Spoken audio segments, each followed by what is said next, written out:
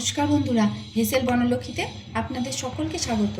আজ আমি বানাবো শিম ভাপা। আর এই শিম ভাপা গরম ভাত দিয়ে খেতে দুর্দান্ত লাগে আর খুবই সহজ একটা রেসিপি। তাই আপনারা স্কিপ না করে সম্পূর্ণ ভিডিওটি দেখুন আর এরকম শিম ভাপা বানিয়ে নিন। শিমের এই রেসিপিটি বানাবার জন্য আমি 250 গ্রাম শিম নিয়েছি। আর শিমের দুটো সাইডের অংশ বাদ দিয়ে, মাঝে সুতোটাকে বাদ দিয়ে দু অর্ধেক করে কেটে ভালো করে ধুয়ে নিয়েছি। এখানে 1 টেবিল চামচ পোস্ত, 1 টেবিল চামচ সাদা সর্ষে আর 1 টেবিল চামচ কালো সর্ষে 1 ঘন্টা আগে থেকে জল দিয়ে ভিজিয়ে রেখেছি। এইগুলো এখন একসঙ্গে মিক্সার গ্রাইন্ডারে পেস্ট করে নেব। আর পেস্টটা বানিয়ে নেব দুটো কাঁচা লঙ্কা আর সামান্য লবণ দিয়ে। সর্ষে মাঝে মাঝে তেতো হয়, তাই সামান্য একটু লবণ দিয়ে যদি বাটা হয় তাহলে তেতোটা চলে যায়, তাই আমি লবণটা দিয়ে দিলাম। সর্ষে আর পোস্তর একটা মিহি পেস্ট বানিয়ে নিলাম। এখন এর মধ্যে দিচ্ছি 1 চামচ টক দই। এটা দিয়ে আরেকবার ফেটিয়ে নেব। দই দিয়ে মশলাটা আরেকবার ফেটিয়ে নিলাম। এখন যে টিফিন ক্যারিয়ারে শিম ভাপা তৈরি করব তার মধ্যেই এই মশলাটা ঢেলে রাখছি, সর্ষে পোস্ত আর দই।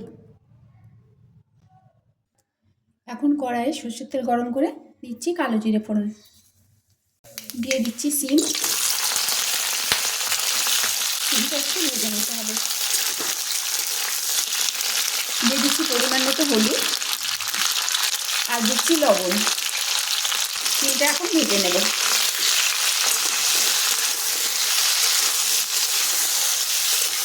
যতক্ষণ না শিমের কাঁচা গন্ধটা যায় ততক্ষণ এটা ভেজে নিতে হবে। স্বাদের ব্যালেন্সের জন্য সামান্য চিনি দিচ্ছি। শিমটা ভালো করে ভেজে নিলাম।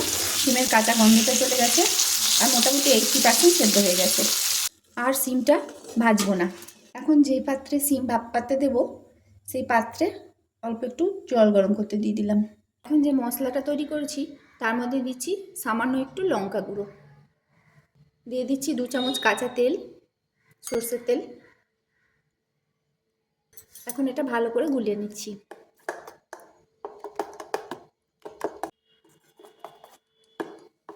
এখন এর মধ্যে ভেজে নেওয়া শিমটা দিয়ে দিচ্ছি।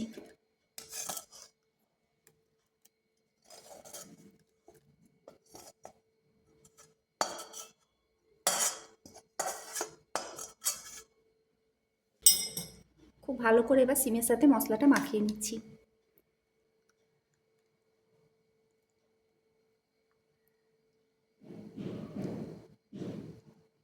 এখন দিয়ে দিচ্ছি অল্প লবণ। শিমে লবণ দেওয়া ছিল, তাই লবণের পরিমাণটা বুঝে দিতে হবে। লবণ দিয়ে মিশিয়ে নিচ্ছি।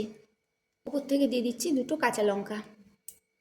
এখন টিফিন কৌটোর ঢাকনা লাগিয়ে যে পাত্রের মধ্যে জল দিয়েছি সেই পাত্রের উপর টিফিন কৌটোটা বসিয়ে দিতে হবে। জলটা গরম হয়ে গেছে। এখন একটা স্ট্যান্ড এর মধ্যে বসিয়ে দিচ্ছি।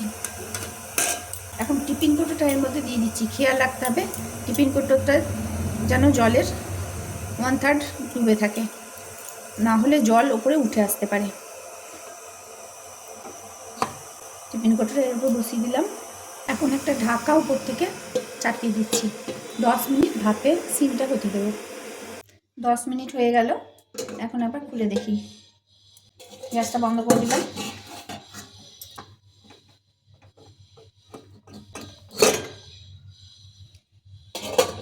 শিম ভাপা তৈরি হয়েছে।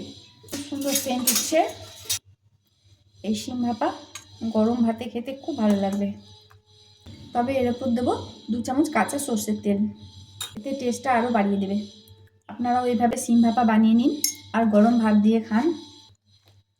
সর্ষের তেলটা এখন এইভাবে মাখিয়ে নেব আর গরম ভাতে পরিবেশন করব।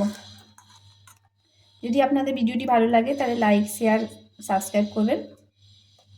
আর এরকম শিম ভাপা খেয়ে কমেন্ট করে বলবেন কেমন লাগছে। আর শিম ভাপাটা তৈরি হয়ে গেল। সমস্ত রেসিপিটি দেখার জন্য হেসেল বনলক্ষ্মীর তরফ থেকে অসংখ্য ধন্যবাদ।